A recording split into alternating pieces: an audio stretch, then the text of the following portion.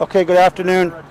First of all, I want to just thank everybody for your patience. I apologize it's taken this long, but Mayor Turner, as always, is here with us. It's been a rough day in the city of Houston. It's been one of the worst days I think we've seen in a while. And sadly, we've lost somebody today with the Houston Police Department. I'm going to turn it to Mayor Turner, and now I'll go ahead and talk about our incident. Mayor?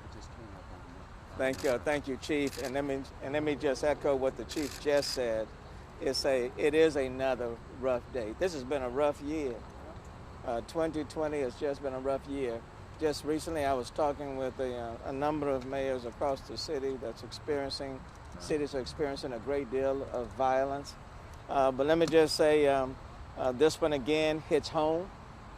This incident again involves another one of our finest Houston police officer, Sergeant Sean Rios, who's been with the city of Houston for 24 years as a police officer, 24 years.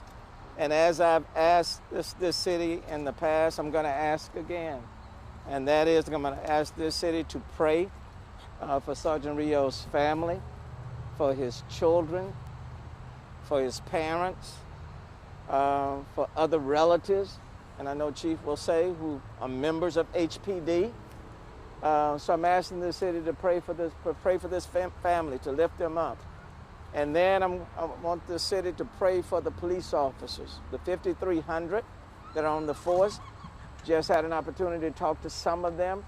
They too are in a great deal of pain right now. So I want this city to pray for the police department. And then I want people in this city to pray for this city, okay? Because this has been a crazy year.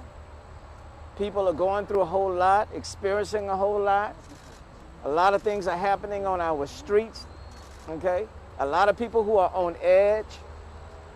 So I just want people to pray for our city, that people will kind of calm down, bring the emotions down, and bring the violence down.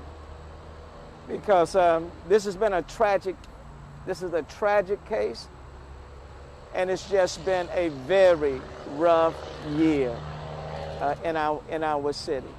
Okay? So I don't care how much overtime we put out there. People also have to assume some personal responsibility for what's happening in our city. So let me just pause, and then Chief Acevedo can provide you more details.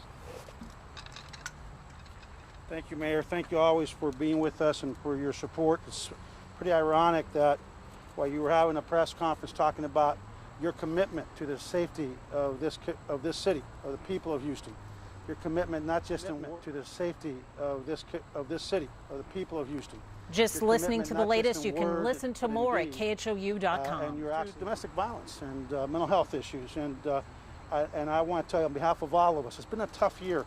It would have been a lot tougher without your support, not just for us, but for the people we serve. So thank you, because today has been a rough day.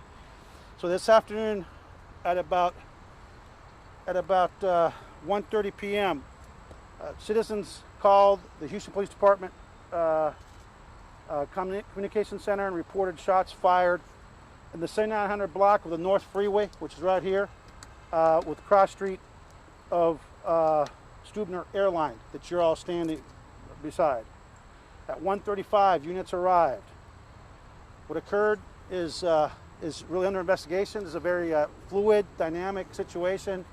We do have some leads, but what's happened is that for unknown reasons, the sergeant that we lost, Sergeant Rios, Sean Rios, who engaged a suspect in a gun battle here at this location.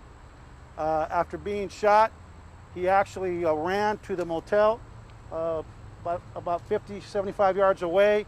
He ran into the office to seek help, where he collapsed. HFD immediately responded, and sadly he was pronounced deceased at the scene. Sergeant Rios is 47 years old. His first name is Sean, S-E-A-N, Rios, R-I-O-S, 47 years of age, and he was a 25-year veteran of the department. Sadly, he leaves behind 4 children, ages 17, 14, 12, and 9, his parents, his brother, and 2 cousins that are members of the Houston Police Department, detectives on the Houston Police Department. We actually have, working this case very rigorously. We have some leads, and to the suspect and suspects involved, we have a 4-door Mercedes-Benz blue in color and a black pickup. We've already recovered what we believe to be the Mercedes-Benz already been recovered by the police department. So I'm now speaking to the suspect and suspects. We are going to catch you. We are coming after you. We're going to capture you. So do yourself a favor and turn yourself in, because we are going to catch you. We've got leads. We've got leads that I'm not going to talk about, but we have leads and we're going to catch you. And the best thing you can do, if you know this person, is have them turn themselves in or call the police so we have no more bloodshed.